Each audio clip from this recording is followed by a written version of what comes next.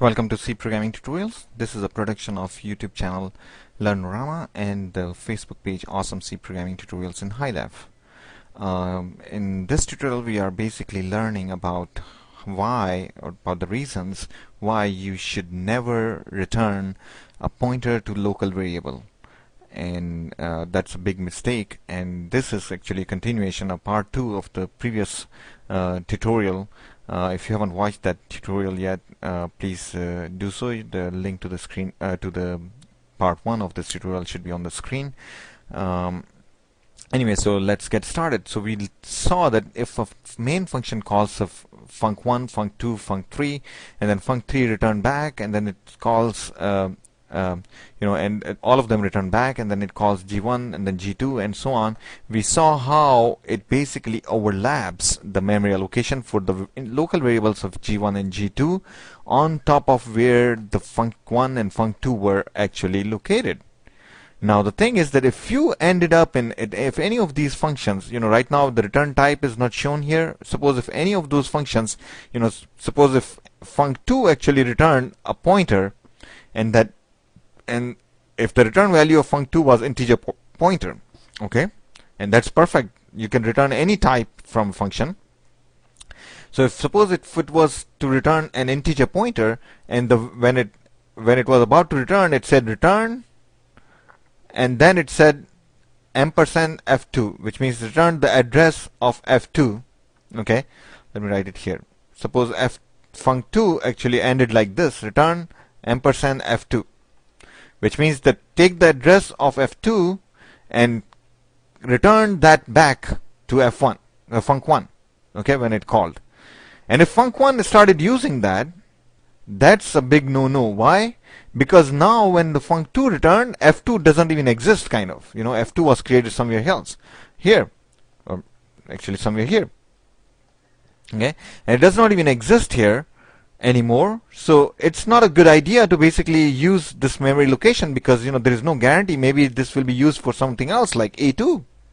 Okay, and you cannot be using that value. It will be changing the value for no reason all of a sudden. Okay, so this is a big no-no. So that's why you can never ever do that. So we will see this in an example. Now suppose if I write a function here. Let's see. Suppose if I write a function that basically, a program, simple program, which basically takes inputs your name and says your name is, this. So you could do it in just one function, but we are right now we are explaining things here. So let's do something. Let's use some function calls here. So let's see. So what do we have to do? We have to basically, this main function is going to call a function called getName. Okay, again I am doing the top down design here. Okay, so I'm doing top down design here, so I don't have to worry about the implementation of getName right now. So I'll worry about it later.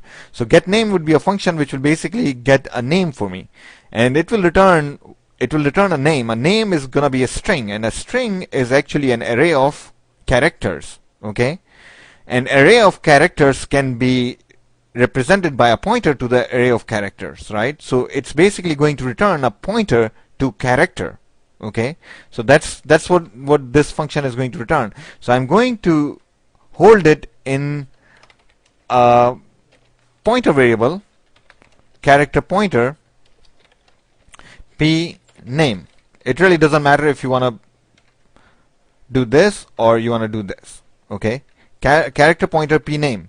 P name is equal to get name, and then when we get the name from this function, we basically, what do? We do this: print f your name is %s \n for the new line, and then we basically pass the address which is stored in this pointer. Okay, very simple function.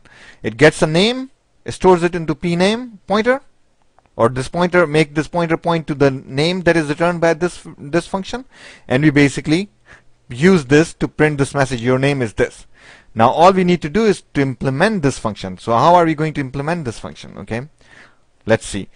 First thing, what is it going to return? It's going to return a character pointer. Okay, name of the function is getName. It's not taking anything as a parameter, and then it has to return a name by asking from the user. So how do you ask from the user? Scanf %s, comma, and then the variable name where you are going to store it. So we have to store it in an array, right? So let's call that array as name. Okay, and let's define, array is basically, we have to store it in the string. A string in C is basically an array of characters. So character name of, I don't know, like, we are assuming that there will be 20 characters maximum for anybody's name. So we are going to declare it as 21 characters. Why? Because we know that one character, one byte or one character is going to be used to show the end of a string. That's how the strings work in C. If you haven't seen the tutorials on strings, please do so. So we do a scanf, but before we do a scanf, let's print some message. It's always a good idea to print a message saying what you are expecting the user to enter. So enter your name. So this message will tell the user to enter a name, and then we store that name in this string name, and then we return the pointer to this name, and what is the address to the start of this name. And what is that address? The name of the variable itself. The name of the string itself is the address of the very first element or very first character or the start of that string. So we are going to return name. Okay, and it is the address. Since it is the address, we can return it as pointer, because pointers take address, right? So this is it. So we have the program ready. So let's see what happens here. Okay, look at this program. Okay, it's all ready, and let's see what is it gonna do. Here we go. We compiled it, F9, we run it, and it is asking for, so first thing it does is it calls this function. This function starts executing. This array is created, and then it says enter your name. It prints it. Then scanf, it is waiting for us to enter the name, and then we enter this name, and then we press enter. So this name is returned back, and then it is stored. The pointer is stored, and it starts pointing to this variable name here, and then if we print this value out, or at least try to print this value out, your name is pname, and see what we got. Nothing. Okay, it's an empty string. Okay, this pointer is pointing to an address which does not exist. So if you look at this program, just by looking at it, you probably won't know that there is something wrong, but there is a big time wrong here. Okay, what is wrong here? We defined the local variable name here, which is basically inside this function, and then what we did, we returned the pointer to that variable, to that local variable. Okay, and then we used it in the caller. This is not allowed, because as soon as this returns back, this variable is gone, and now this return value, which is now stored in this pname, the address, it's now pointing to somewhere garbage in this in memory on stack. And this function, when we print this thing, it doesn't, it's not going to print anything, or it will print some garbage. Right now it's not printing anything. So it's a big no-no. So how do you get around it?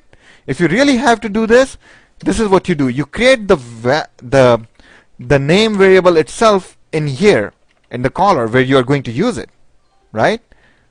So you create this variable here, 21, and then instead of this, you basically pass it here. So we basically are going to pass this address here, so that this guy can actually put the real name in here. And then now if we execute this program,